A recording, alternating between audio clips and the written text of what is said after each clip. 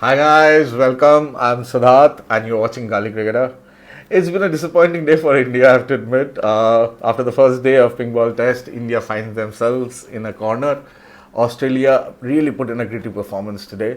I thought they came up with brilliant plans and they were really disciplined. Also, I think they took advantage of the fact that they have so much experience playing in pink ball tests and especially playing pink ball test matches at Adelaide.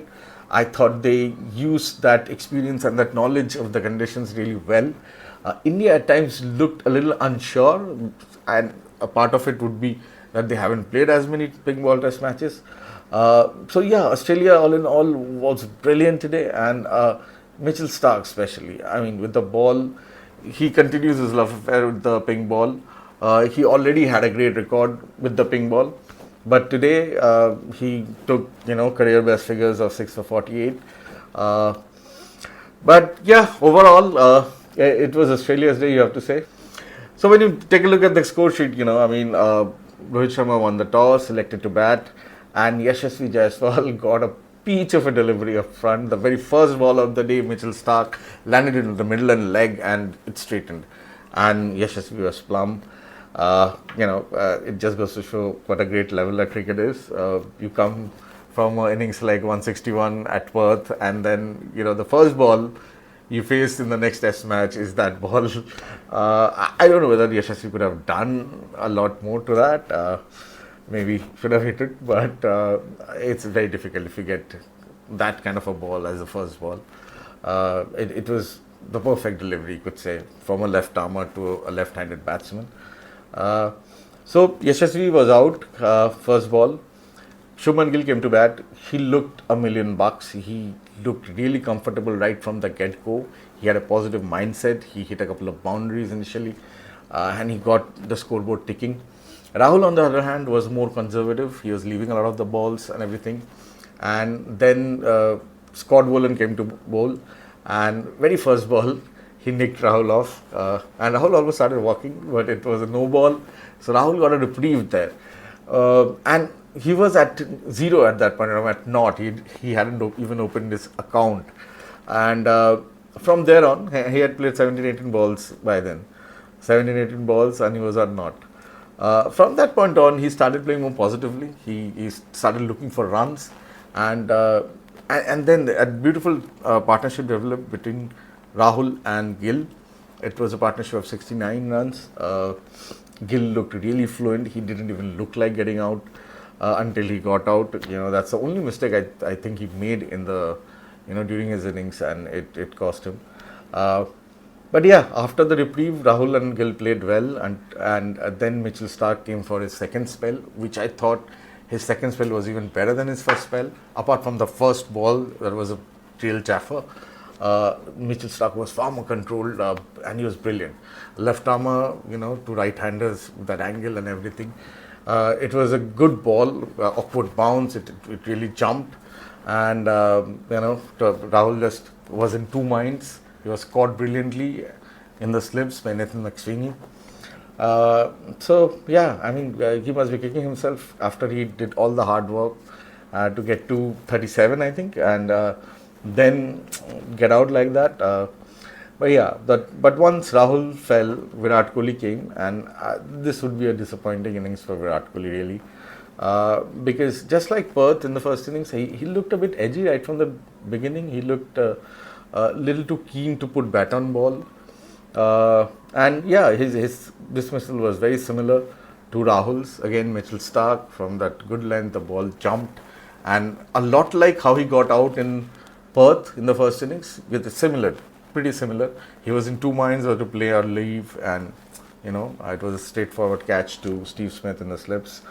Then came Rohit Sharma, and he looked like he's not been playing cricket for a little while, and he looked a little unsure. His footwork was not really there. In between, Shubman Gill, who was playing so well, got missed a ball and was plumb LBW. Scott Boland, as I said, that was the only mistake he made till then. It's a ball you shouldn't be missing, but yeah, it's how cricket is, I guess. And then Rohit, he didn't really looked at home at any point of time during his brief stay. So he was again LBW, bowled Scott Boland, Plum again.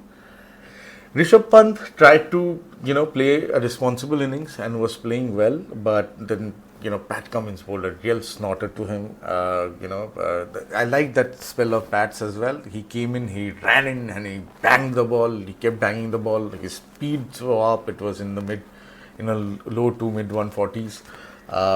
So it was a snorter of a delivery. Jumped and took his glove. Simple catch. Nitish Kumar Reddy, the young man, impressed me a lot in Perth, and he again played a really impressive innings today. In fact, he was probably the saving grace for the Indian innings today. Nitish and Ashwin, who again I thought played very sensibly.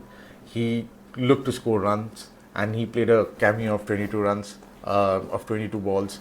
He realized that he'd probably not, do the team and himself much favor by trying to hang around and defend. So he looked to score runs and played a little cameo of 22. Nitish took it upon himself. In between, Harshit Rana came, and again a beautiful Yorker by Stark. So he was out for naught. Bumrah came. With Bumrah, Nitish, realizing that just two left, Bumrah and Siraj, and their tailenders, he tried to farm the strike, and he managed that for a few overs, and he played beautifully. He took the attack to the Australians, especially that one shot of Boland's here, that reverse sweep six. It's a long boundary, a brilliant shot, bonkers shot. He hit 3 sixes and 3 fours. Played a really brilliant innings. And he finally got out after Bumrah got out to Pat Cummins, nicking the ball behind. Siraj came, flicked one ball for 4. The score went to 180. Then Nitish tried to continue the charge, and a good ball, not more than a good ball. I think it was miscalculation by him. The ball went high in there. It was a regulation chance.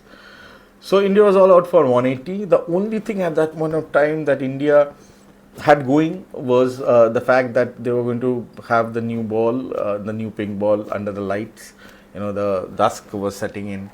And here I thought India wasn't as disciplined as they were in Perth or as effective. So Bumrah took a couple of overs to zone into his line and length, and from then on Bumrah was sensational. But unlike in Perth, Bumrah didn't have that same kind of support from Siraj and Rana, though their figures don't look that bad. But unlike in Perth, the Australian batsmen were far more disciplined today, and they were really gritty. They left everything outside off stump. They kept leaving, and just played the ball that they had to. You have to give credit to them, to the Australian batters. They were really disciplined today. But also I felt that Indian bowlers, especially initially, they bowled a lot of balls that the batters could easily leave. They didn't make the batters play as much as they would have liked. Anyways, Bumrah created the first chance. It would have been a regulation chance catch for Rohit Sharma, in the first slip. But Rishabh Pant went for it and just got his fingertips to it, and the ball spilled. So that is an opportunity that went begging.